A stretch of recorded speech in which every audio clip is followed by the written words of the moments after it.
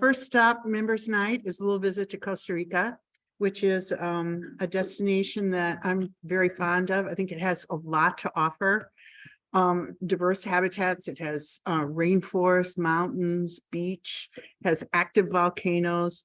It's very abundant birding and also mammals and herbivores and insects, and a really strong ecotourism culture, which means really good lodging options, great food, wonderful people, good roads, and it's only 5.5 hours from Chicago on a direct flight. So as they say in Costa Rica, pura vida, which means that's good, good life, pure life. And that's a vibe you'll definitely experience in that country. So this red-legged honey creeper is a little preview of some of the birds you're going to see. Lots of beautiful tropical birds. This was a family vacation, which means my husband and myself, and oops, I didn't mean to do that. And not a birding trip, but of course there's always birding when I'm traveling. And our destinations were pretty simple, 3 stops along the way. We first went north to the volcano at Arenal, then crossed the mountains and stayed near San Manuel Antonio National Park. That was right on the beach, and then up into the mountains again. Last stop was a place called La Paz Waterfall Gardens. So Arenal is not presently active, but has been in the past and probably will be again. And we stayed at the foot of that volcano in a little town called La Fortuna, the fortunate one. Fortunate because it hasn't been buried yet by lava. And greeting us right on the grounds was this cute little ferruginous pygmy owl. Oops. I didn't give him a chance to sing. Oh, it's not doing it. Okay. Okay, but there were also lots of friendly locals on the grounds. Oh, thank you, Dennis. I had sound there. It didn't happen. Whatever. Thank you. Appreciate it. I've got another one coming up, so get ready. So doing the little black and yellow here was the yellow-throated toucan and a family of great curassows. And all around La Fortuna, we would see scarlet macaws, and I'm told that they were not really endemic to that area at all, but these were escape birds that established wild colonies, and they were quite easy to see. And this little blue-gray tanager was a daily visitor to our deck looking for little bits of fruit and treats. And of course, some of the mammals, the sloths in Costa Rica are very easy to see. They're everywhere. This is a 3-toed sloth, which you can tell by his cute little black nose and his smiley face. And then, of course, the beautiful flora and fauna, flora there. This grape leaf passion flower was just like, you know, I don't know how that flower survives without being picked. It was so gorgeous. And then the torch ginger, among many other beautiful tropical flowers. So we spent a few days there and then moved on to Manuel Antonio National Park. And we were staying in a lodge that was terraced on a hillside over the beach, and it backed up to the rainforest. And it was a suite, so there was, you know, bedroom, bath area, and then sort of a living area. And we had been down at the beach. We came up and we're cleaning up in the bedroom and bathroom, and I hear this racket out in the other room. And I thought that housekeeping had entered the room. So I went into the dining living area, and I was stunned to see this little guy on the deck. And I grabbed my camera and got this really poor picture, but it was proof he was there. And he had a jar, a glass jar full of sugar packets. And when he saw me, he gave me one of those little monkey grimaces, dropped the jar and scampered up the drain pipe. And immediately running across the deck was his compadre, who picked up all the loose sugar packets and then scampered off behind. And I want to make a note that they left behind the stevia. They didn't take the stevia. So then I realized they were gone. I look in the room, our jar of sugar packets are gone, and our little mini fridge, the door is open. But they didn't take any oranges or apples in there. They just went for the sweet stuff. But the hotel people had told us later, oh yeah, we call them the monkey mafia, that they actually stage raids.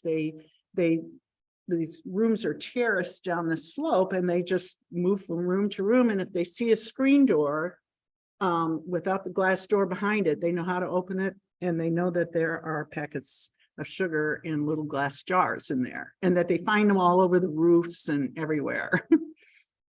So that was kind of fun. Lots of cool things on a little swamp tour, mangrove tour that we took. This fiery-billed arisari, and these cute little long-nosed bats. And oh shoot, how do I go back? Thank you. Okay, if you see on the right, you can actually see their little faces, but they were all lined up on this tree trunk. Very cute. The black spiny-tailed iguanas were everywhere. These things are huge, like 5 feet long, and they were also kind of trolling the grounds looking for bits of food and things. While we were in that destination, I hired a guy to take me up to this natural area called Esquipulas Rainforest. And there was a set of feeders which were very abundant with birds. And we saw these golden nape woodpeckers, which are range restricted to the Pacific coast of Costa Rica and Panama. So it was kind of special to see a pair on this feeder station. And of course, the green honey creepers, which you can see throughout Central and South America, but they are just so beautiful. And this picture really just doesn't do it justice. The colors are just iridescent green and blue, beautiful. This is a white-crested coquette, a little hummingbird that's just so tiny and just so cute with his little black hairdo. And then my guide took me to a neighborhood outside of Capos, and we saw this common potu just, nesting on a stump. I mean, people were walking by with their dogs and riding by on bicycles and driving. And this bird was just kind of just chilling there. And if the little white puff is actually its chick. So that was kind of cool to see. And then another stop we made was to see a very special endangered hummingbird called a mangrove hummingbird. And this bird was so hard to see. He was so fast. And we found him, but I just couldn't get my binoculars on him. He'd just come in and he was gone. And my guide was smart enough to figure out where he was resting between feedings. And so I got this picture and actually a movie of him too, which I don't have here. And Dennis can confirm that he's pretty tough little bird to get, right? Okay. Our last stop was La Paz Waterfowl Gardens, and this is a wildlife refuge type place. And they have various exhibits of the flora and fauna of Costa Rica. They had a butterfly house where I photographed this blue morpho, and a blue morpho is like the size of the palm of your hand. I mean, it's big. And in the rainforest, they just light up the rainforest as they're moving through. Really cool bird. And, of course, there were waterfalls, lots of them. Butterfly. What did I say? I'm sorry. Thank you. Also at La Paz, this is a green crown brilliant. The first time I visited Costa Rica was on a birding trip many years earlier, and they had incredible feeder stations that had, I don't know, we had like 15 species of hummingbirds. Well, at the time I was visiting there last year, they weren't allowing feeders on commercial properties anymore. So in order to keep the guests happy, they filled these heliconia flowers with sugar water every morning. So they made their own sort of under the radar feeders. This is a female green crown brilliant, also very pretty.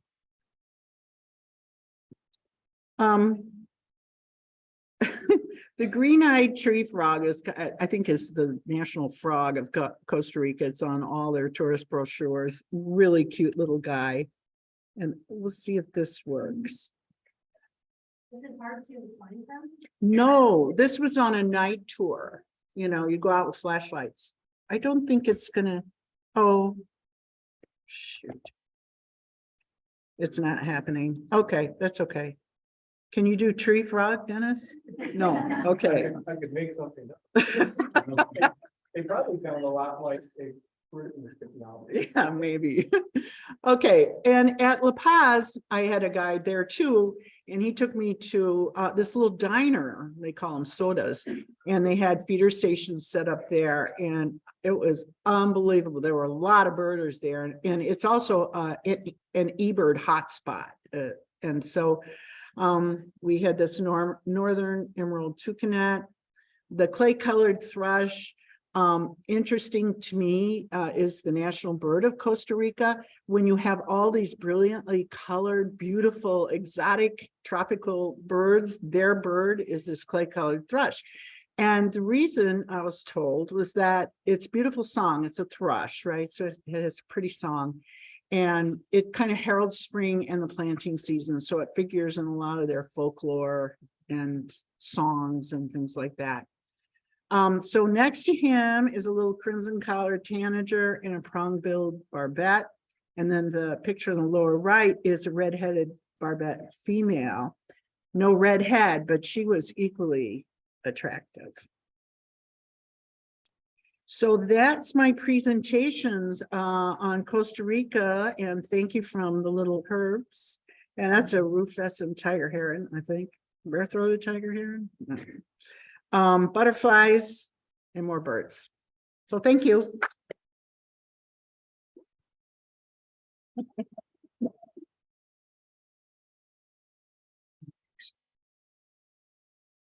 While we're making a quick technical adjustment here, a reminder that next month's meeting is Zoom only. So you have to sign up via Zoom. This space is not available to us on the date, so we had to go with just Zoom, which will probably make things easier technically all around.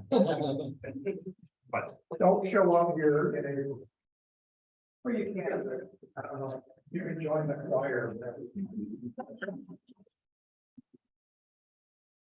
Okay, so our next presenter is going to be Dennis Kania, who's also going to be presenting on a recent trip to Costa Rica. Costa Rica is such a popular place to go, and I've made many trips down there.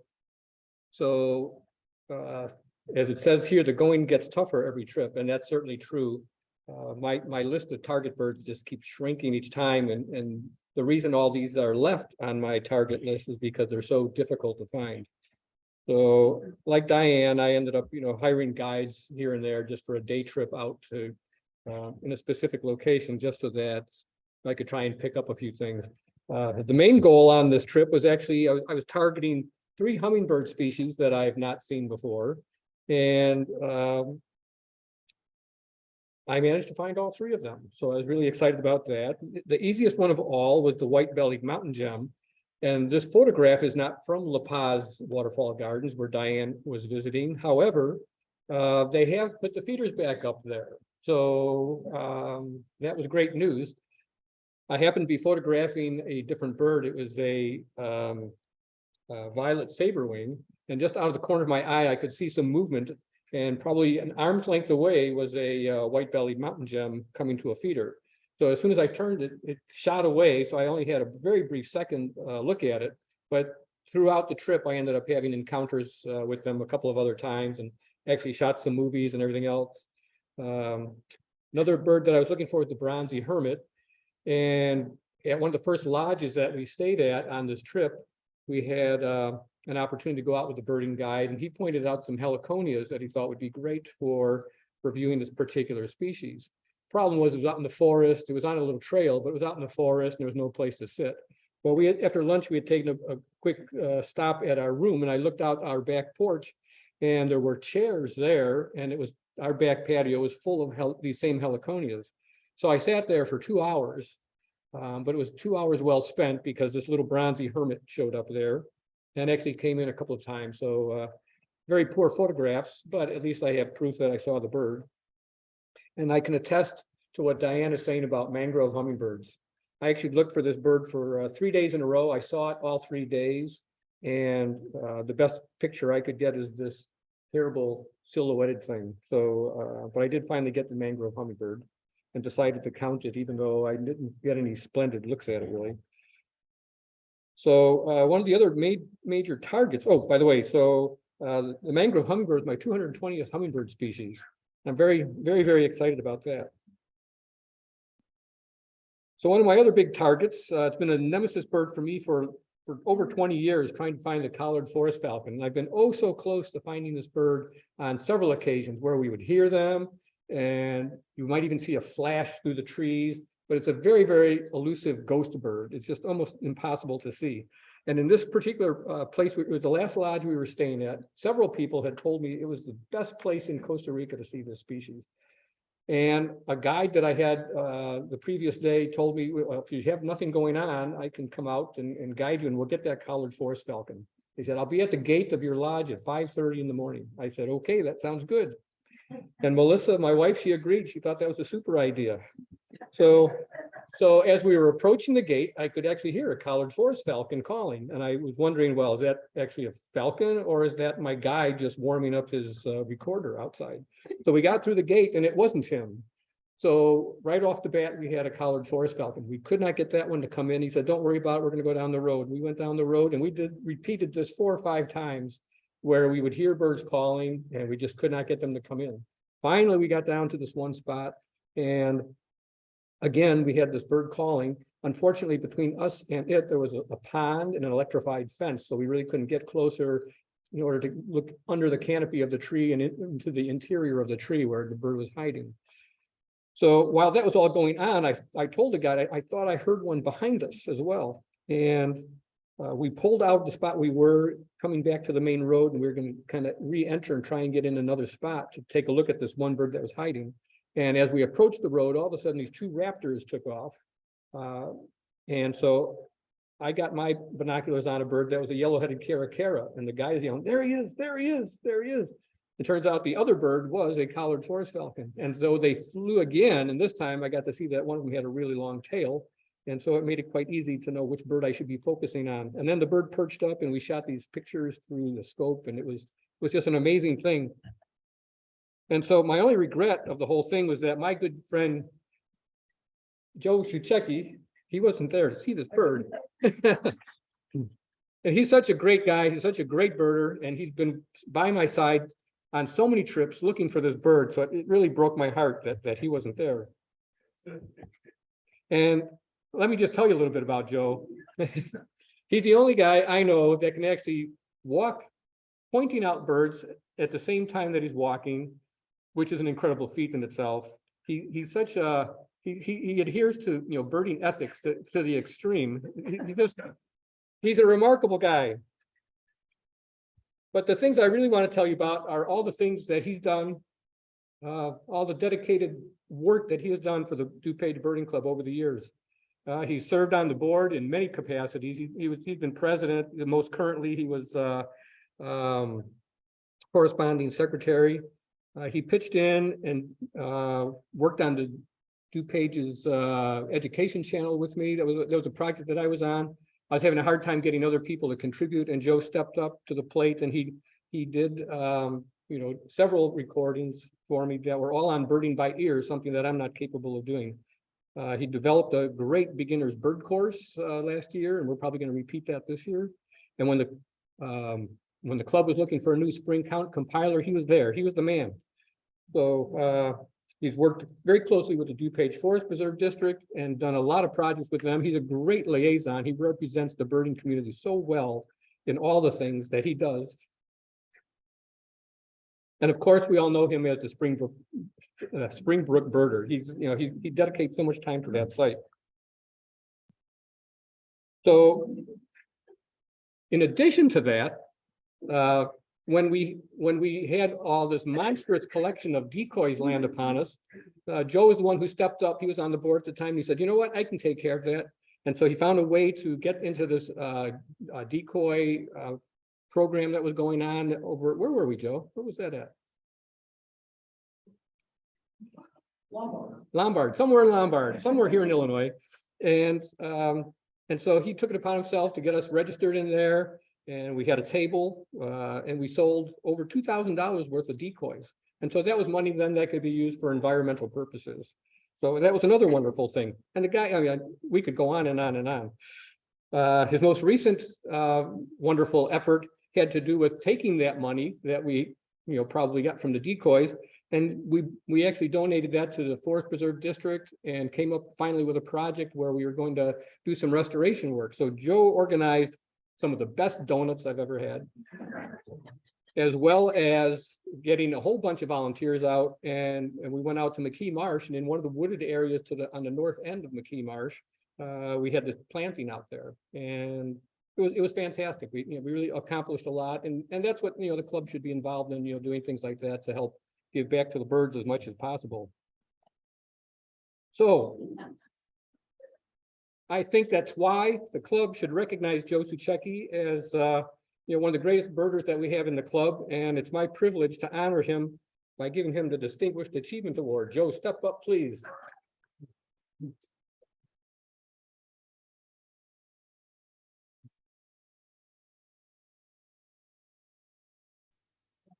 Thank you. Thank you very much. You can take that home. Oh, we'll go with the collection. Thank you very much. Thank you. I'm doing that right now. So for those of you at home, this is what Joe has in his hands right now. So Joe, do you have anything to say? Come on up here. I was kind of wondering how I got into his Costa Rica picture. The forest falcon was a good entree. I was very concerned when he found it, but we'll find another one. We'll get you another one. We'll get another. Well, thank you very much to the club for this award. It's I feel very honored, and I just for me it's just a joy to do all the work for the club and for the Forest Preserve. So this is an added bonus. So thank you very much.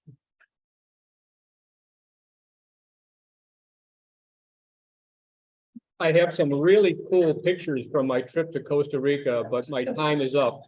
So maybe another time.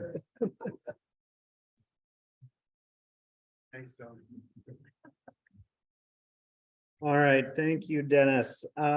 So next we have Kathy Walls, who will be presenting photos from her 15-day cruise to South Georgia and Antarctica in January. Locations featured include the Southern Ocean, South Georgia, Antarctica, the Drake Passage, and Beagle Channel. Thank you. Good evening. So my husband Dave and I originally were going to be going to South Georgia and to Antarctica in 2021, but that whole season was canceled thanks to COVID. So we did manage to go in January of 22, even though we were a little nervous because Delta was surging and ships were getting quarantined right and left, but it ended up being a spectacular trip. This is not exactly our route, but it gives you an idea of the geography. So we started in Ushuaia, the city at the end of the world, down at the tip of South America. We did not get to go to the Falkland Islands thanks to COVID policies, but we did go to South Georgia. We went past Elephant Island, We did actually stop at Brown Bluff and then numerous stops along there and then back through the Drake Passage to Ushuaia. And this is a map that our expedition team from Abercrombie and Kent gave us, and it's just listing all the various landings or stops that we had on our 15-day trip. So it seemed like last year everyone was asking about cameras. So I thought I'll just put the information out there. So this was what I was taking pictures with. And yes, I am eating snow in Antarctica. And my kids are big snow eaters, so they said you have to eat snow. And then this is the info on my husband's cameras, because some of the pictures here are his. Now, when we would get off, they would give us a caution to keep so far from the wildlife, but the wildlife paid no attention to that. So that is why these penguins are up close and personal to my husband. So after boarding the ship, we had 3 days in the Southern Ocean, varying weather and waves while we were out there. The upper left picture is the window next to our table in the dining room as the waves were crashing in and above that level of the ship. And I have lots and lots of pictures like the bottom one with nothing in it, because it's really hard to get pictures when the birds are moving, the ship is moving, you're moving. But we did manage to get some. Oh, we're jammed.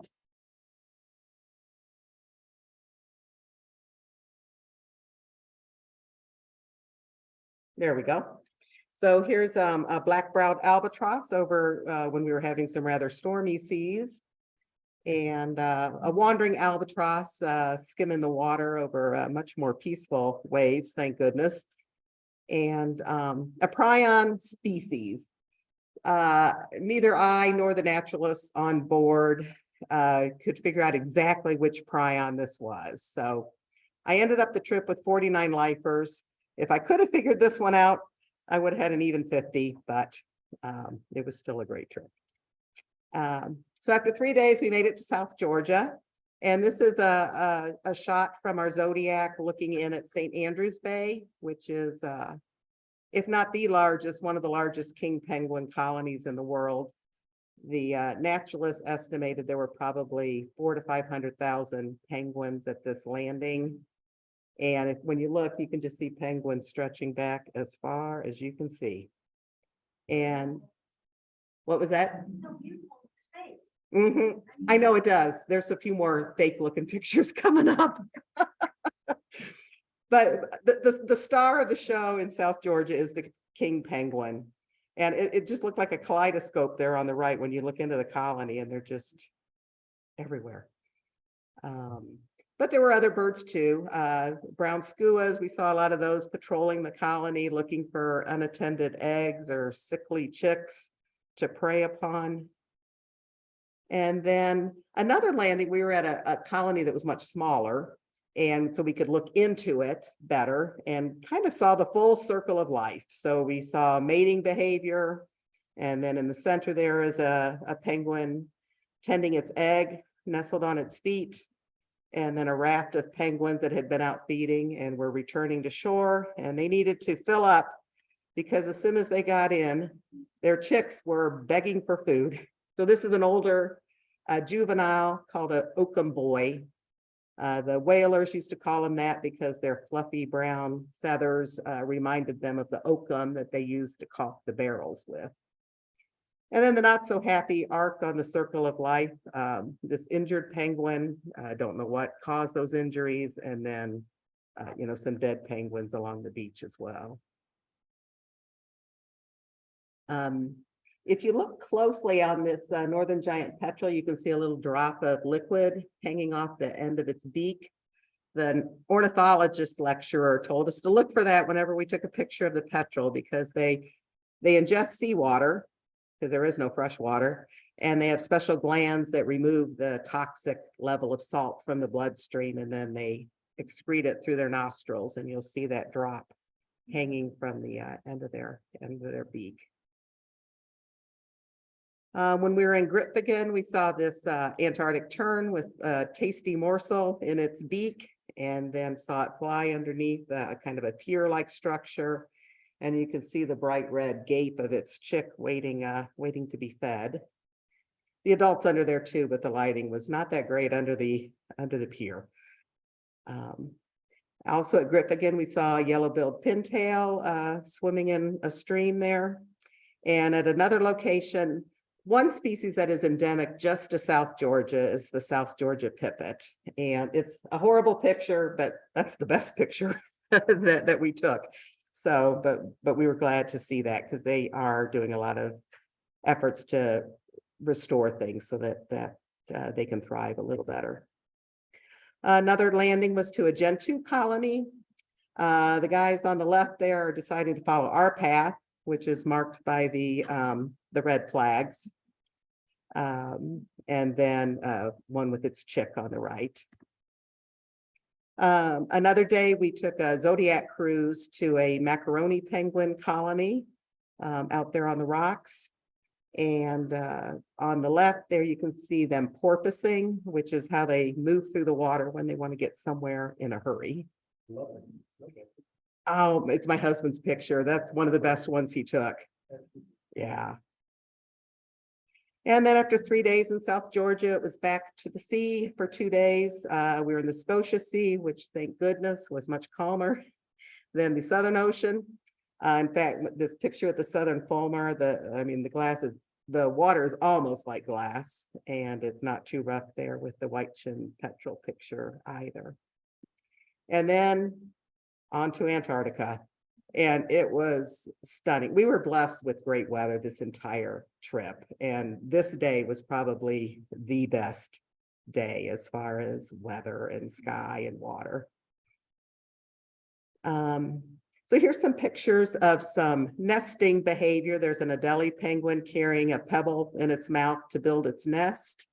And then this Gentoo pair is sitting on a nest on their rocky nest.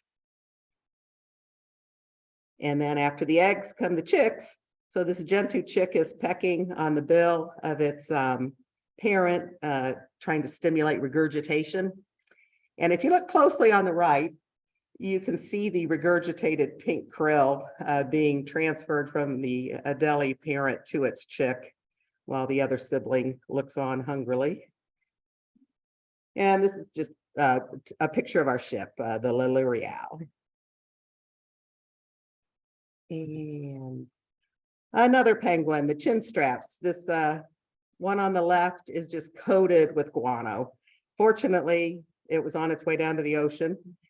And these two had just popped up out of the ocean, all nice and clean and hopefully well fed. And then I just love watching these penguins walking on their highways. So they're just passed through the snow leading from the colony down to the water. The ones on the left look a little pink. That's from the guano that they leave behind. And we were not allowed to walk on the penguin highways. Those were just for the penguins, which is as it should be. And a picture just to show the Zodiac. So that's what we took for our landings from the ship to shore. This was a vacant research station. Because of COVID, they weren't taking us anywhere that had scientists or other people. And South Polar skua. I was really trying to get a picture of the skua with the glacier in the background. I just wanted that dark on white. And then when I looked at the picture later, it was like, oh, I really love the reactions of the penguins as they're looking at this skua flying overhead, like, get away from here. And then we were supposed to have 4 days in Antarctica, but on the evening of the third day, we were informed that there was a medical emergency. And so the ship turned around and went full speed, unfortunately, through the Drake Passage so that they could take an injured crew member for surgery. But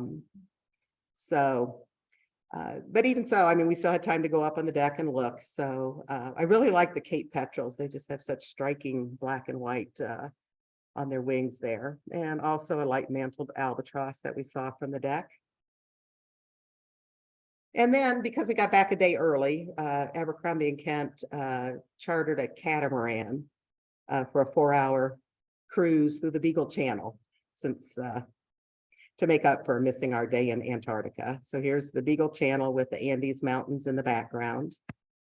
And we saw our 6 species of penguin then, the Magellanic penguins. They were pretty far out when we took a picture there.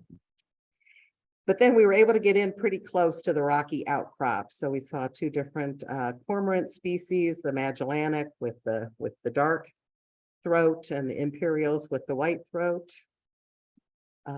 Also this dolphin gull, I mean, just bright red beak and feet and legs with a sea lion in the background there. We were able to get off the ship on a small island nature preserve and walk around, and I saw this upland goose pair. The female is the dark one and the male is the white one. And another giant petrel, the southern giant petrel. And the petrels get their name from St. Peter, the disciple of Jesus that walked on the water, because they have to run along the water to take off. And that was our trip.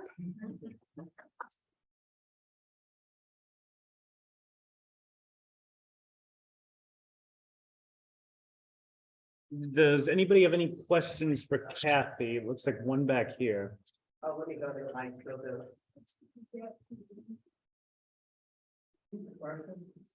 You asked how close we were to the penguins. Well, we were supposed to stay like 5 yards away, but there was one that was standing right behind my husband and in fact was picking at his lens cap. So they got very close. Anything else? What was that? No. No, it was, if anything, it was a photography trip, which might appeal to my husband. There were naturalists on board and they knew birds and they knew that I was a birder. So they were very good at getting me on to new species and that, but it wasn't specifically birding. Okay, thank you. Oh, yeah. Actually, it was warmer down there than it was in Chicago. It was at summer in Antarctica in January, and I think our temperatures were mid-30s to low 40s. We were blessed with great weather. I mean, the trip before us had blinding snow blowing horizontally, and we had, it's like, okay, I'm unzipping my parka because I'm getting too hot. So. Yeah. How is the 500,000 penguin colony doing? They were asking how the large colony with the 500,000 penguins was doing. I believe that it's a healthy population. They did not say that it was having problems. South Georgia has been really aggressive in eliminating invasives, like they've totally eliminated the caribou and the rats and such to help the populations of the wildlife there. So. Okay, good. Thank you very much.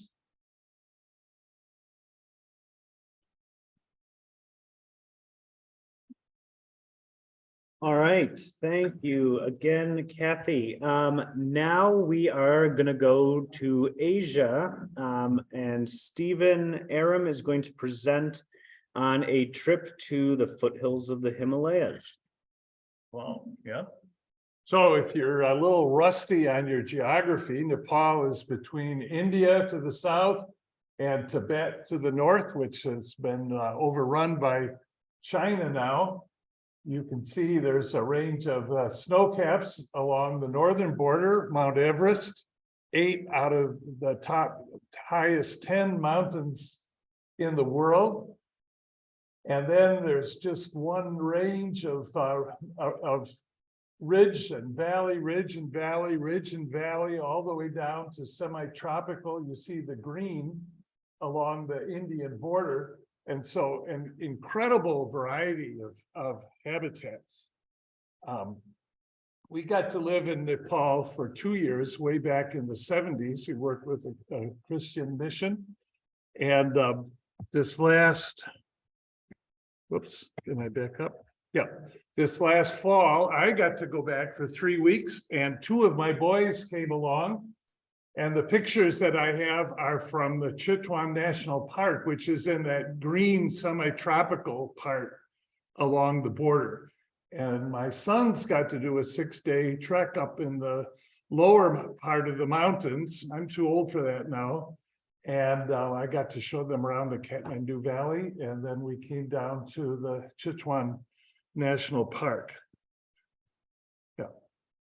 So we stayed at the Chitwan Gaida Lodge, the Lonely Planet tourist book said birders go to the Chitwan Gaida Lodge. The owner's an ornithologist and he was great. And he pointed us, he set us up with a wonderful guides.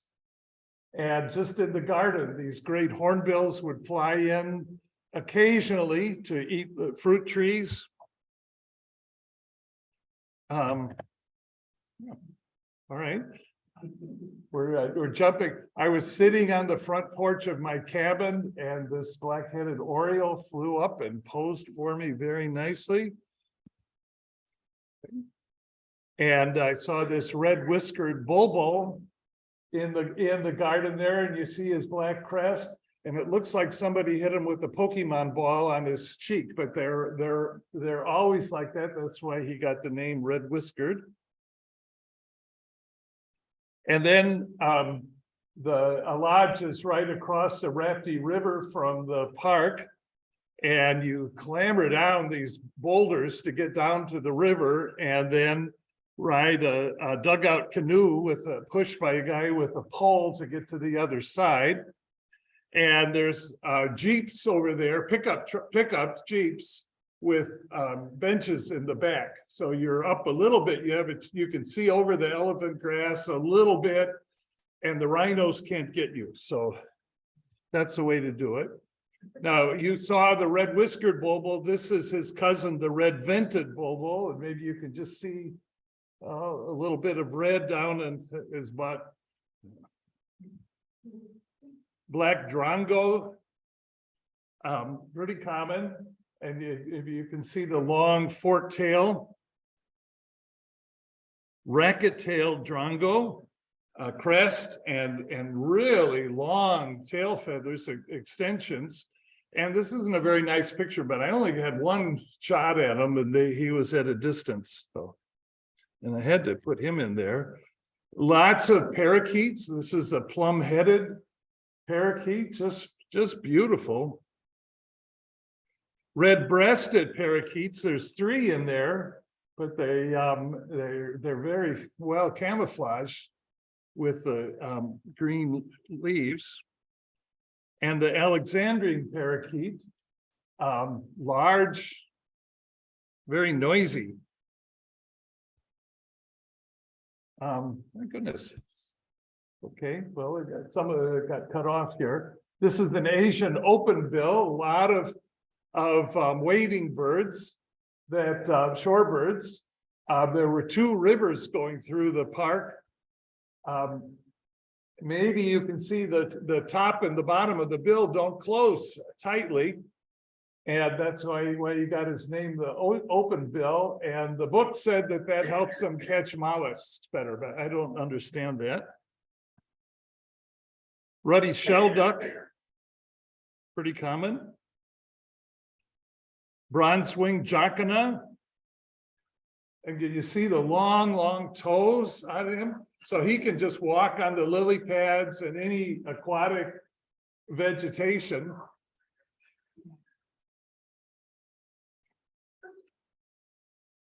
Red-wattled lapwing.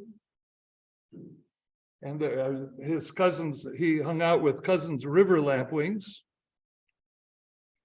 Indian peafowl, I think we may have seen these same ones at the Brookfield Zoo last fall with the grandkids. But here they run around wild. And for these, and there's wild chickens. that the guides would listen, and sometimes they would send out a distress call, and the Jeep would stop, and maybe they've spotted the tiger, and maybe we'll see a tiger come out of the grass across the road, but we never got to see a tiger.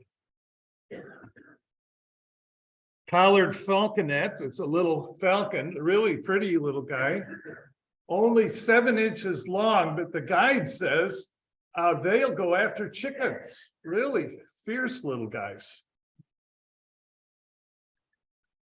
Green bee eater, sort of like our peewee. He sits on a branch at the edge of a clearing, and if a bee or a wasp or a flying ant goes by, he'll zip out and grab it and then go back to his perch. Common kingfisher, and that blue stripe on his back when they flew across the river in the bright sun, it was like an explosion. It was so beautiful. Stork-billed kingfisher, you can guess how he got the name. And a greater flameback woodpecker. And I think they're about 13 inches long, so they're large, but not as big as our pileated, but really beautiful. And there was a black rumped flameback also. And that's the end of mine. I ended up adding 110 birds to my life list from the trip. And in the park, I saw a jackal, domestic elephants, 1 wild elephants, a whole bunch of rhinos, 2 kinds of deer, 2 kinds of monkeys, 2 kinds of crocodiles, and wild boars. So it was a treat.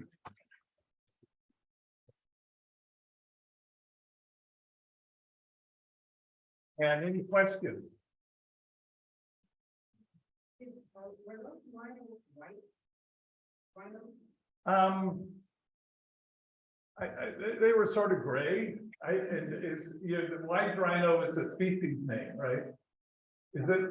I don't know what kind of rhinos they're. I'm pretty sure they're not. Yeah. All right. No, I'd ask you, because I lived in India, up in Mandar, Yeah. which is the Kashmir city. Yeah. Then in Missouri. And there was an art teacher there from Norway, and he did a woodcut for rhino. But I can't remember which country that woodcut did that. I don't know, but he take it came from. So I mean, there's black rhinos and white rhinos, and you've seen them in Africa. Okay. All right, so you talked about rhinos. I have to tell you the story. I was sitting on the front porch of my cabin, and the lodge had walls around it, a compound, and 2 little rhinos came in the gate, and they were running all around. And there was a high school group also in the lodge, and the girls started screaming, the boys started laughing, and they grabbed sticks and they herded the rhinos back out, but they ran right by my cabin. Is this an organized trip that you took? No, just me and my kids. Pardon? You kind of winged it. Well, we've been there for 2 years, so we knew a long time ago, and we got the guidebooks and. Thank you.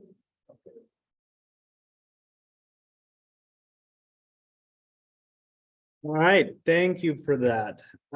So returning back to the US, we have Bonnie Graham, who will be presenting on birds she saw in Florida just a week ago or so, right? Space bar. Okay, so my presentation tonight is on birds that I saw in Florida just a couple weeks ago. My husband and I drove down to the Everglades, and during that trip, I got 12 live birds, which are all around here. So our first stop that we did was a place called Lake Apaca Wildlife Refuge. It's a nature loop that you drive through. And the first bird we saw were common gallinules. hundreds of them.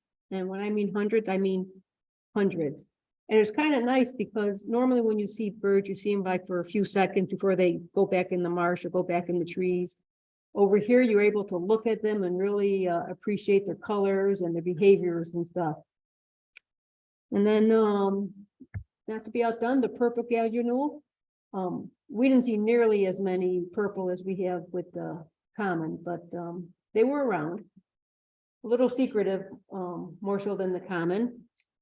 And my first life bird that I got was the gray-headed swamp hen, a little larger than the purple gallinule. They believe these guys were escapees in the 1990s.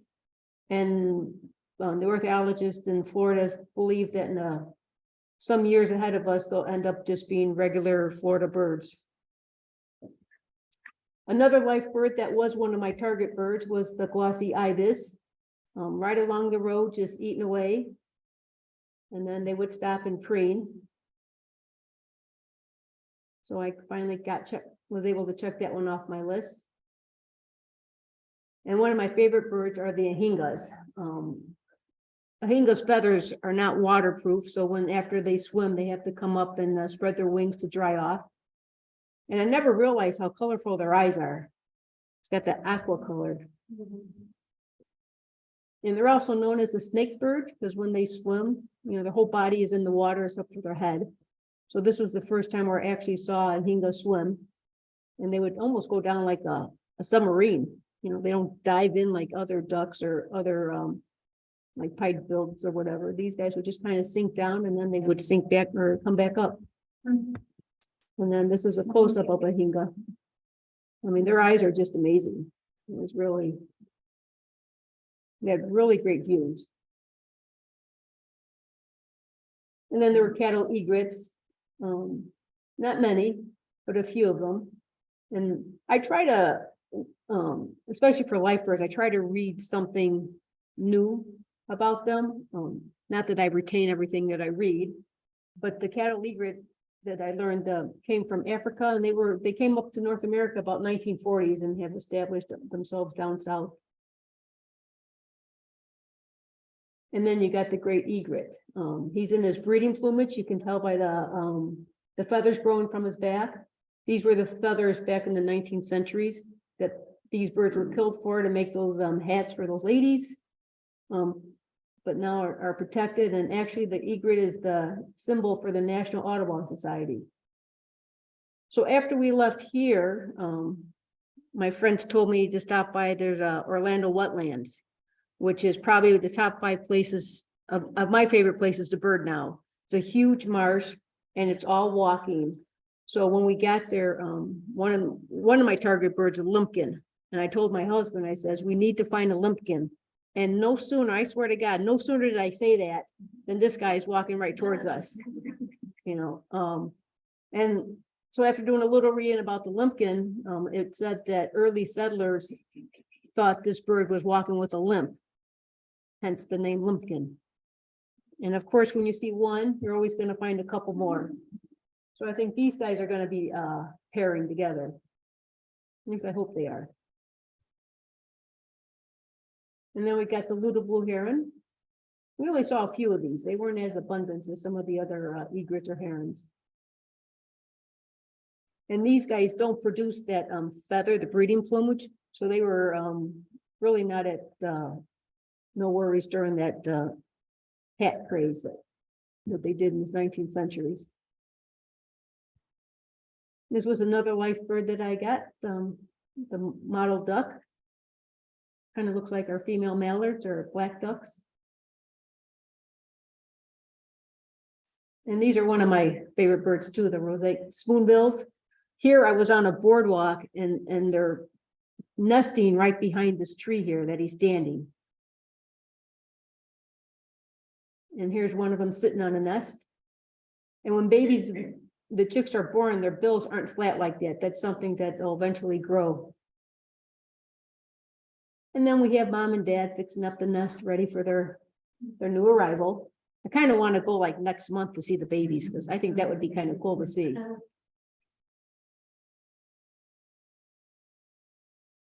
And then the tricolored heron. Yeah, but tricolor, they got the bluish, they got kind of like a maroon or purplish, and they got white underneath. We only saw a few of them. We didn't see as many as I thought we would. These guys are all over too. My nephew who lives in Florida, calls these Florida chickens. The white ibis. And we got a close up of one. And then another of my target birds was the wood stork, who recently just got off the endangered species list.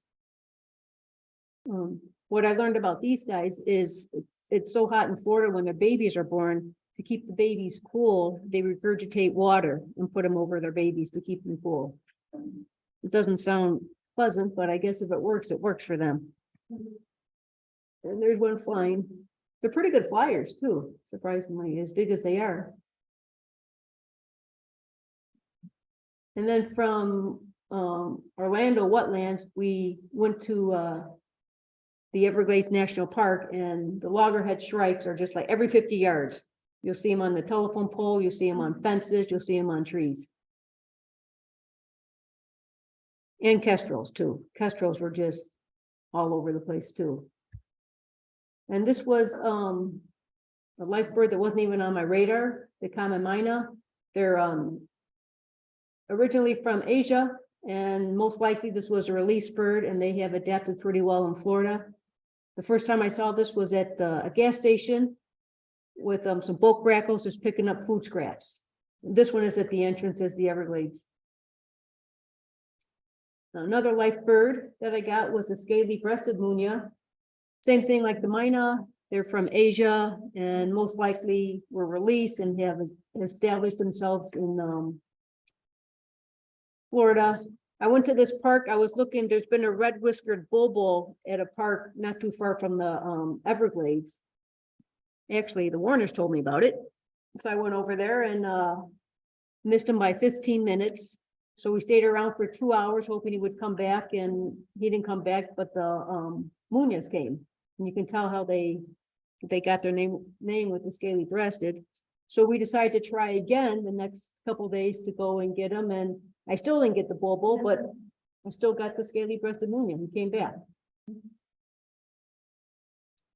Now this bird, the next bird, oh no, the osprey is not the bird.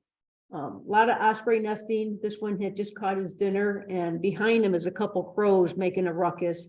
I think they were hoping to distract him and trying to get his meal, but he ended up flying away with his meal, and the crows went the other way. So the groove-bill ani, if you look closely at his bill, you can see narrow grooves. This bird has probably brought the most birders in a certain area. This was outside the Everglades near an airport. There was two of them seen, or one groove-bill. And there's another, you can see his groove-bill a little bit better here. But there's also a smooth groove-bill. This is, I think this might be a female, because both these two have mated. So they hopefully people, the birders down there are hoping that they're gonna have a nest down there and raise young. But the anis, they usually hang around in small groups of 1 to 5 couples. And when they lay the eggs in the community nest. So all the eggs are in one nest and they all incubate them and raise the young. It's no like, this is my kid, your kid. They all do it together. So while I was looking at the anis and taking pictures, another lifer flies over me, and all of a sudden I got 3 white-tailed kites. So I was really in my glory. I didn't know what to look at. But if you look closely at this photo, you can see he's got a impaled branch in him. So most likely when he was going for a meal, he impaled himself with the branch, but it didn't seem to slow him down because he was obviously flying around. But I can't look at that, and so I did a little Photoshop magic and just took it out so I would enjoy it, because that bothers me to see an animal hurt like that. So if I can fix it, whether not for real, but in my own eyes, then I'd be happy. He's better now. Yeah. So another, so here's one that he's just sitting. This isn't the same one because the branch isn't there. I didn't Photoshop anything there. But so here's one sitting on a spiky fence. This fence was around the airport.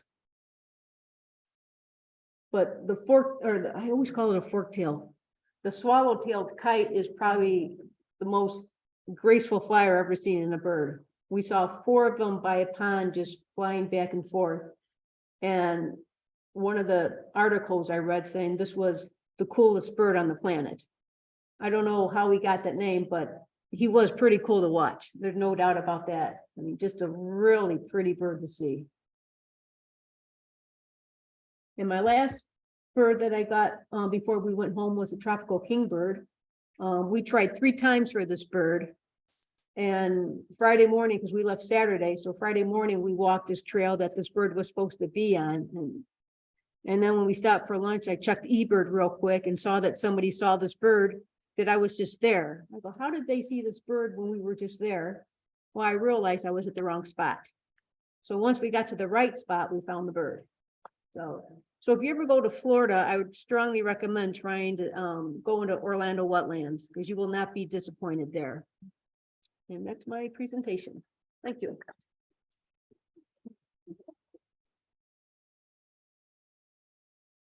Thanks, Bonnie. Does anybody have any questions?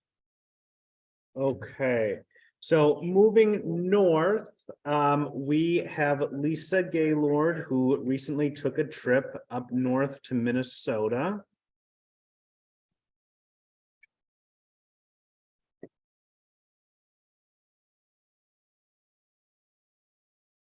Okay, mine's short and sweet. I've never been to a members night, so I didn't know exactly how many pictures I could have. But anyway, I had the privilege of going to Duluth, Minnesota in February. I thought I was going to freeze. Well, my husband said he said, he never tells me no, but this time he's like, you can't go. And I'm like, why? It's like, you'll freeze. Well, I have a ski jacket, it's snowproof or waterproof, windproof, heated gloves, snow pants, boots that withstood minus 37 degrees. Well, they had no below 0 days. And it was like in the 30s up to 45 degrees. And actually I was too warm. So the heated gloves always stayed in the car when we jumped out to see a bird. But then when we got in, that's when I put them on to heat up my hands. So anyway, but I did see 35 birds, or we saw 35 different birds in a matter of 5 days. Doesn't sound like much. But one of the first birds we saw was a snowy owl. And there was there was 7 of us walking forward, and they kept wanting to get closer, and I was wanting to just get a picture before it flew off, you know. But so as I took a picture, he decided to yawn. And I did get one without him yawning, but it was just unusual picture. The first time I ever saw a snowy owl was the day after my dad passed, which is really strange, but I had been down this road 100 times, thousands of times, and never saw a snowy owl till that day. And of course, no camera. So I had to take a picture with my cell phone, which is horrible, but I was glad to get a really nice picture and think of my dad. Another bird that we saw right after we saw the snowy owl was Townsend solitaire, and we're driving in the car chasing a bird in a neighborhood, and I'm like, there's kids walking on the side of the street, and I'm worried about the kids and they're worried about the bird. So long story short, we finally got the bird, and we're all standing in these people's front yard taking pictures of the bird in the backyard. Now here's the evening grosbeak. And I guess they were here in DuPage County, went back in April. And I was in South Padre Island, and I was so jealous because I had never seen one, and here I'm missing them at home, but yet, you know, I do have great birds from South Padre Island. So people are like, once you get to Minnesota, you'll see more than your share. And that was so true because we go somewhere and there'd be feeders, and that's all that would be at the feeder were all these evening grosbeaks, and you couldn't even make out, one full bird. They were just so bunched together. So this one cooperated and flew up in a tree. So, whoops, my button. Boreal chickadee. I don't know why, but every chickadee is always a challenge to capture on camera, and just being very persistent. And finally, and I don't like getting them at the feeders either, because I want to be more in its natural habitat. And so this one's flipped the tree, and it's like, it seems like he's saying, okay, is this pose good enough for you? So he was a lifer for me. And I love this one, the pine grosbeak and the evening grosbeak. There was just a group of us watching the two different grosbeaks fluttering around, and these just land right in front of me there. And it looked like they were having a conversation, and it just, what were the chances of that happening? And again, pine grosbeak was a lifer for me. This Bohemian waxwing. Our guide stopped all of a sudden because he saw a flock of these Bohemian waxwings. I just had to chuckle because I'm taking pictures, tons of pictures, and trying to keep up with all these waxwings. And later in the evening, we're going over our checklist, and the guide's like, and we saw the Bohemian waxwings. I'm like, where? I didn't see any Bohemian waxwings. He's like, Lisa, they were in the tree. You were taking pictures of them. I just was thinking there were cedar waxwings and didn't really pay attention to detail. So again, that was a lifer for me. Whoop.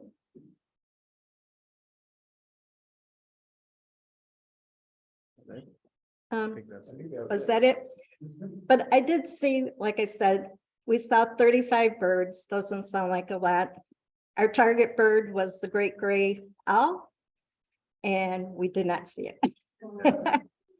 Apparently, the people that did see it had told us as soon as it flew in and saw people, it flew back out. So nobody really saw it, but just for a brief moment during those 5 days. But we went every day looking for that bird. We did see a hawk owl, and he's pretty small. He was out in the distance, so we did see him. Some magpies, they were way out in the distance. Northern shrike, three-toed woodpecker, a blackback woodpecker. I can't think what else, but anyway, it was a great trip. I would love to go back again. And people I met was great. I was worried about when I got back home because I felt sick, and I'm like, I was in the van with 7 other people for 5 days. I thought maybe I had COVID. I tested, but I was fine. But it's really pretty up there. Oh, another thing, nobody warned me because there's snow everywhere. So whenever I went to take a picture, I would step back off the curb and I'd go down, like took my whole leg.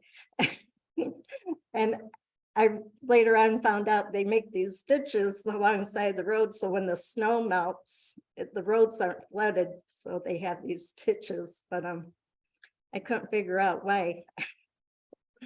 I kept falling in until I found out the reason why there's always a deep ditch.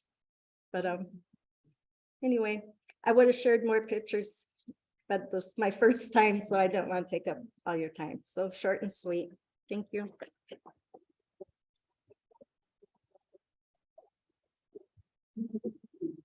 All right, thank you, Lisa. Staying in the same area now, we have Henry Mead, who's going to be presenting on his recent trip to Sax-Zim Bog.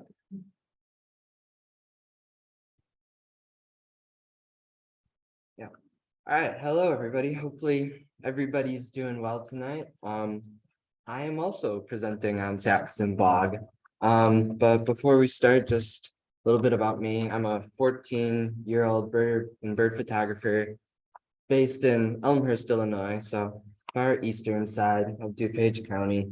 And DuPage is primarily my main area of birding, but I've also been very fortunate to travel across the United States for birding. So, and this presentation is about a recent trip in early February of this year up to northern Minnesota with some friends, birder friends. Just brief about Sax-Zim Bog. This place is widely known as one of the best places in the United States to see several species of boreal birds like winter finches, several species of owl that can be found up here, but not in very many other places across the United States. So despite the frigid cold temperatures, it attracts a lot of birders, and it is very pretty, as you can see. And then getting into the species a little, as Lisa said, one of the more common species up in Minnesota this winter was the evening grosbeak. And this winter in particular, they were erupting, which basically means large amounts of the species were coming farther south than they normally would, which made for lots of cool viewing opportunities in the bog. And it was not uncommon for us to stumble across flocks of 60 to 100 birds, which was pretty cool. And then one thing as a photographer that I looked for when I was up in the bog was getting like more creative shots and shots that other photographers weren't getting. And since the species were often gave great looks, that was not the most difficult thing to do. And so the bird on the left and the bird on the right is the bright yellow male, and then on top is the female. And then next we got the pine grosbeak, and pine grosbeaks are very similar to evening grosbeaks, but they mainly stay farther north in the winters. So like evening grosbeaks, occasionally some winters they will pop up in Illinois, but pine grosbeaks, you kind of have to go farther north to see them. And they also were not as common as the evening grosbeak in the bog. So whereas evening grosbeaks were in flocks of 60 to 100 birds, these guys were in much smaller flocks, but still very pretty bird, and it was a lifer for me. Next was the boreal chickadee, and this bird we definitely had to work for a little harder than some of the other species. When we were up there, there's mainly just one spot where they could be found very reliably, and we visited that spot twice, and we were able to see the same bird twice. And then on the right, that's Owen Woodhouse, Peter Tolsman, Simon Tolsman, and we all decided to lie down in the snow to get some nice eye level shots of the bird, which you can see on the left. And northern hawk owl, it's kind of funny. Most people who go up to the bog, they'll get great gray owl. That's kind of a signature species of northern Minnesota, but hawk owl isn't always as easy to come across. So we did not get great gray owl. They're very scarce up there this winter, but there was one reliable northern hawk owl, and we saw this bird like 3 or 4 times, I think, and got great looks of it every time.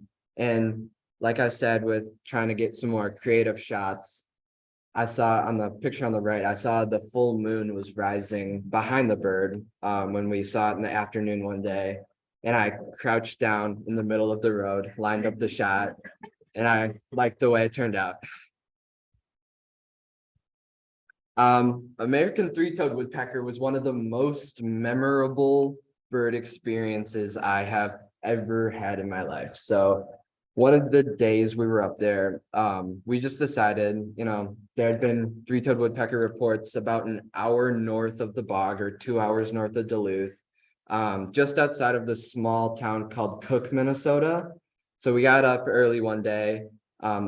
It's kind of hard to see, but the picture on the left, the car thermometer read -20 degrees. And we just drove up there, and when we got to this little kind of T intersection in the road, Owen and I stepped out of the car, and almost immediately we heard bark being peeled. And up in the bog in northern Minnesota, there's a couple species of woodpecker, such as blackback woodpecker, hairy woodpecker will do it, and same with American three-toed woodpecker. They will peel the bark of spruce trees to look for insects or whatever they're looking for underneath. And we heard this, because it's so still and quiet up there, you could hear it even from like across the intersection. And based on the fact that there had been reports of this bird up there, and we just decided to like play our chances, and we ended up waiting on the side of the road for over 2 hours in the -20-degree weather, waiting for this bird to make an appearance. And the bird was on private property, so we decided, we weren't gonna walk on. And we were just hoping the bird would eventually come around to the other side of the tree and we would be able to see it. But that was not the case. So it took a while, but finally, I spotted the bird fly across the road into this other spruce plot on the opposite side, and it immediately started peeling bark again. So we walked down the road a little, and finally we spotted the bird about maybe like 5 or 6 rows of trees in, foraging, and that was not private property. So we did walk in, and the looks we got of this bird were incredible. The bird was not afraid of us at all, and just we watched him for over a half an hour peeling bark. As you can see on the left, he had just flicked that piece off and completely oblivious to us. So that was a really cool experience. And then just some miscellaneous birds that we saw while up in the bog. On the right is a Canada jay, which is kind of like the northern kind of relative of the blue jay. They're a bit smaller and definitely hard to come by in the eastern half of the United States. They're a bit more common out west. So that was really cool. And then on the left, that's a wild turkey, which is one of several game birds that we saw up in the bog. So there's a chance of 3 species of grouse, ruffed grouse, spruce grouse, and sharp-tailed grouse. We only saw the ruffed grouse. I know it's not the greatest picture in the world, but they were not as obliging for photos as some of the other species we saw. So that's the best I could do. And then we also saw several cool species of mammal. This is a porcupine. And also up in the bog, you can see moose, wolves, bobcat, several really cool species. And also, I just thought I'd throw it in there. The squirrels up there are different. They're American red squirrel, so it's a different species than we see down here. And then thank you all for listening to the presentation.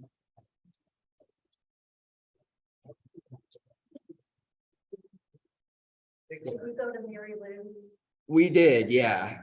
I didn't know that turkeys flew, but Yeah. that day it was the first time I ever saw a turkey fly. Yeah. But Mary Lou, she has all kinds of bird feeders in her yard, and she has a heated outhouse, porta potty. But the neighbor across the street did not like birds. She couldn't even look her way or point a camera in her yard direction if she'd come out yelling. Is Mary Lou just a local person? Yeah. Yep, she's on like the northwest corner of it. So one of the nice parts of the bog is as, even though like the whole area is very spread out, it gets pretty remote up there. The bog is kind of nice and concentrated, so all the feeder setups and hotspots, like there's a lot of boardwalks as well set up there, which is nice, so you don't have to trek through the deep snow. They're all kind of like within a 20-minute drive of each other, give or take, so. That was, See the ermines and the pine martens. we did not see the ermines or the pine martens, but yeah, they were coming into the feeders occasionally when we were up there. We got lucky with the road conditions. There was like almost no ice on the road, and they do a really nice job of plowing it, so almost all of the roads were clear, and we didn't really have a problem with that. Yeah.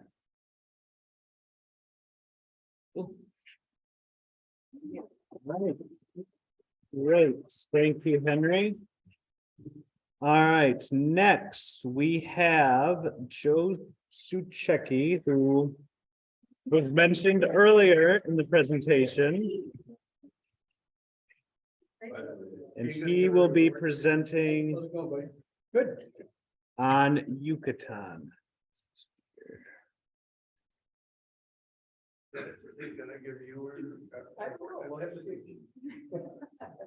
think he could.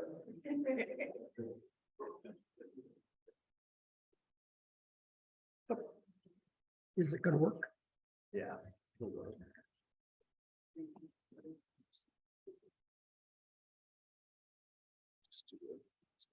Oh, okay. Well, I want to show a few pictures from a trip we did to the Yucatan in December of 2021. And I've been going with Dennis on his trips for 23 years now. So I started going in 2000, and I try to go on as many as I can, as long as Daphne lets me go. So, which she's actually very good at, so that's. But we were actually on one of Dennis's trip to Thailand in March of 2019, and we got caught just with the epidemic, the pandemic coming out with COVID, and we got back just in time to the States before we couldn't get back. So that was good. And then there were a number of trips Dennis planned that didn't happen because of COVID, but he arranged this one to Yucatan towards the end in 2021, since things looked pretty good there in the Yucatan, and COVID was okay, and things were looking good, and we managed to avoid the drug cartels when we were there. So we lucked out in a number of different ways, but we essentially did kind of a cross section of the Yucatan, actually starting out in Cozumel, the island off the coast there, then going a little bit south and then back across, visiting. We also were able to visit some of the ruins, such as at Chichen Itza, and then ended up at Celestin on the opposite coast there. And so one of the reasons you go to Cozumel is because it has a lot of endemics. The ornithologists are now figuring out that many of the birds in Cozumel are actually different species than what are on the mainland. This is our group. I'm sure you'll see a few people that you'll recognize. Couple are in this room. So this is a typical, very, very good Dennis trip, and we're at Chichen Itza there.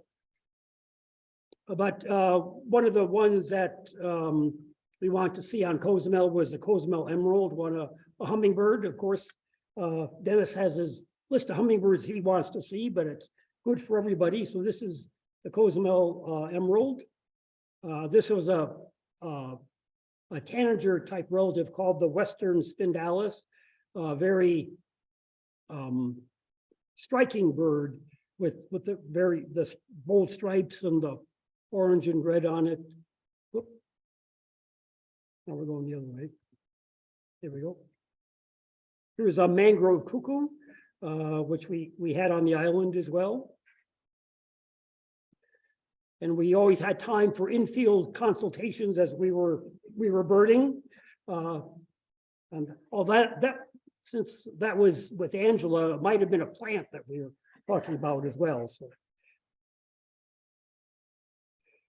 Red-throated tanager, we saw a number of tanagers down there. Squirrel cuckoo. This is a very nice bird that came up and posed for us. And then one of my key birds was a royal flycatcher. So we were able to, the guides had one of these staked out in an area. We were back on the mainland now, but it's a bird that I had missed a couple times when we were in South America. And so, but they had this one staked out, we were able to see it, and don't have the picture of it, but this bird can put its crest up. It's a big fan like on top of its head, which is really interesting.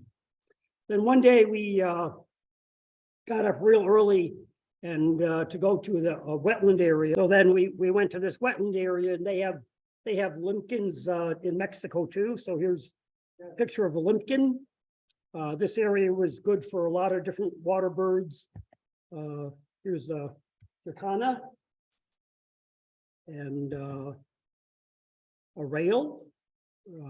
Kind of, I think ruddy crake, which is another one. And then this next one we were looking for a long time.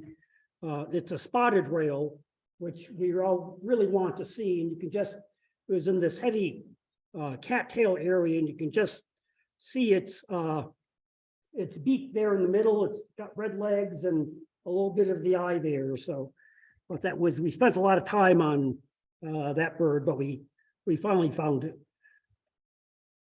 Here's the Rugistigny owl.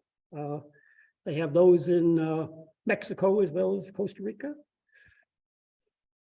Here's a lineated woodpecker. This was by our hotel where we were staying at Chichen Itza. Turquoise browed motmot. And then a pair of collared arasaris outside entertaining us. It was a neat one. And then we went up, as I said, going to the opposite coast, and we stayed in the little beach town there. And our local guide, was working on flamingos there. And so he really knew the area well.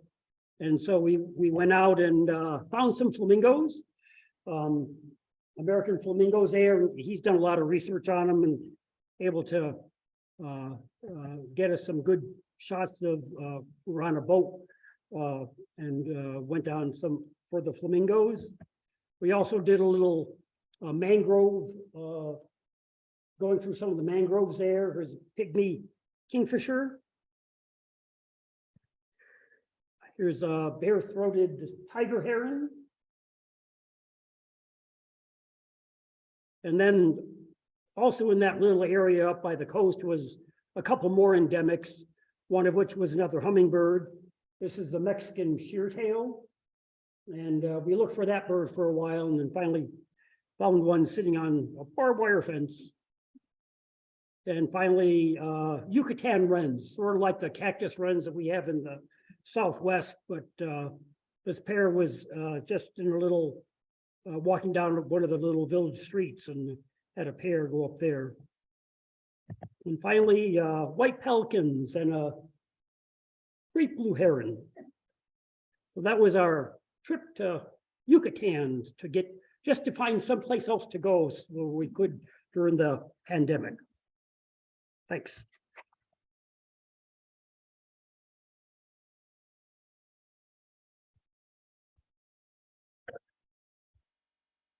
All right, anybody have any questions for Joe? Okay, lastly, I'm gonna run through this pretty quickly.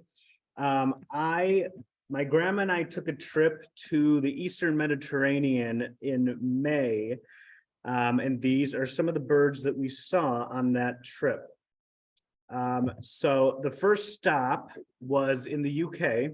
And we didn't do a whole lot of birding here in the UK, but my grandma was able to check off some things on her bucket list. So we saw a play at the Shakespeare Globe Theatre. We visited the Tower of London and walked around some of the parks. We did see some birds in the parks, including the great crested grebe, European robin, and the common wood pigeon. But the main part of the trip was to Greece. So from London, we flew into Greece and took the first couple of days just touring the sites and all the ruins here. So here we are in the Acropolis and some of the sites around it. Some of the birds that we saw that I don't have pictures for were the Eurasian hoopoe, which I really wanted to get a picture of, but it is very difficult to get a picture of. It doesn't sit still. I saw 3 kinds of swifts, Sardinian warblers, stone chats, spotted flycatchers. Oh, here's some pictures. Spotted flycatchers, redback shrikes, blackbirds, and eastern olivaceous warblers.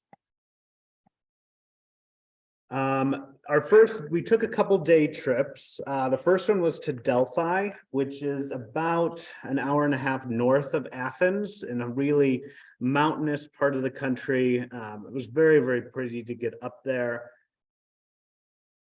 The first bird I saw up there was the eastern black-eared wheatear, which was flying in and out of the ruins there, making its home in some of the ancient pillars. The big highlight, though, was the blue rock thrush. There were actually 3 of these guys hanging out in the ancient theater, kind of up on top of where the famous Temple of Apollo was. I had contacted a local guide in Greece to see if he could take us around the countryside and get us out of Athens for a bit to go on some a bird excursion. So he took us to this place outside of Athens where there's a bunch of different birds, including chukar, which we saw almost immediately. The big one was the Rupel's warbler. The guide was really excited about this one. This warbler is one of the only birds that exclusively breeds in Greece and Turkey. So a lot of people, when they go to this part of the region, this is a big focus that they have. So I was really lucky that it was singing and flying around.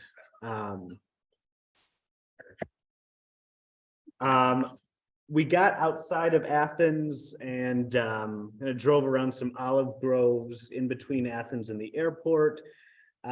We saw this tawny pipit just on the side of the road. Additional birds we saw in the fields were Zitting cisticola, crested larks, and black-headed buntings. We moved over towards the coast of the Aegean Sea, where we saw this black-winged stilt in this little lagoon area. Additional birds we saw here were little egrets, red-rumped swallows, and green finches. Moving a little north, we went across this bridge and we saw a little bittern hiding in the grass. It was really close to a western yellow wagtail and a little ringed plover. The last stop on this trip, this bird trip, was to the Chitwan National Park. And part of inside this national park was the old Olympic rowing facility, which I don't think it's used anymore because it's kind of falling apart. But the birds really liked the area. So little egrets were all over the place. Squawko herons were all over the place, as well as ferruginous ducks, which are pretty uncommon in the area. So a lot of people go to this national park to see those, as well as Sette's warblers and white-winged terns. Additionally, there was this great reed warbler that was singing. It was very cooperative. It sat there for the entire time I was there.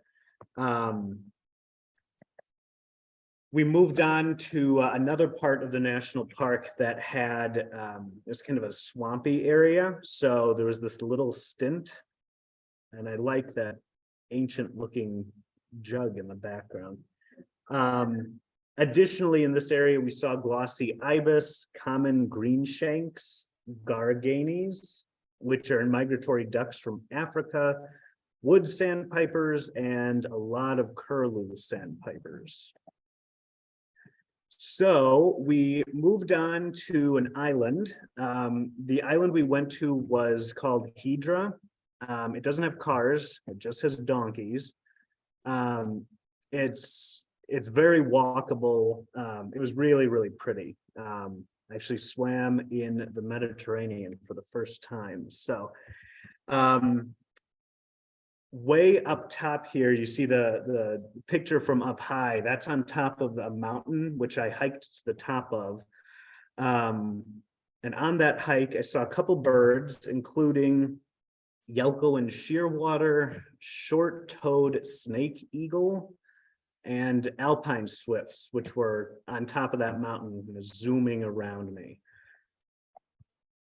So we went back to Athens, and we went to the Kaiseriani Aesthetic Forest and Monastery. There were reports of a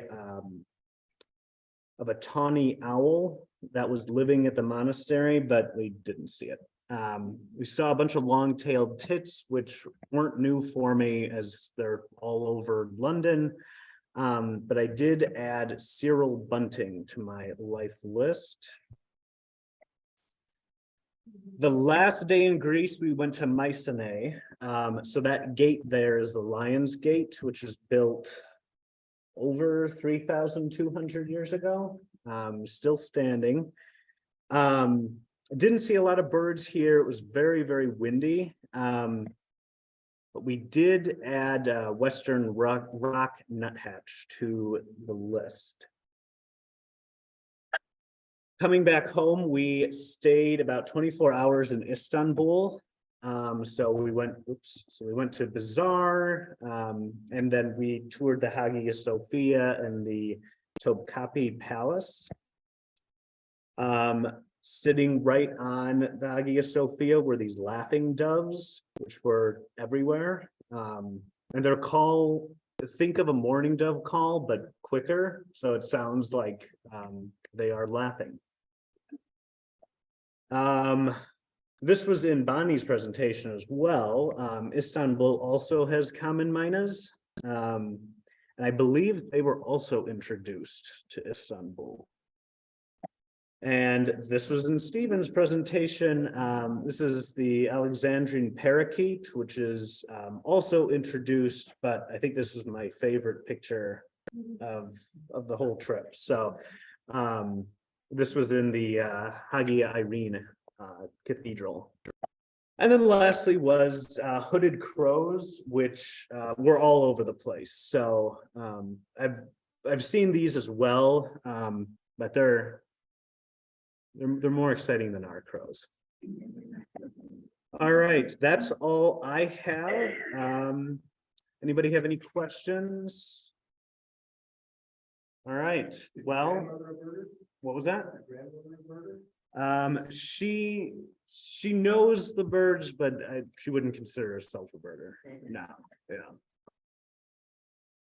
All right, well, if there's nothing else, that will conclude members night.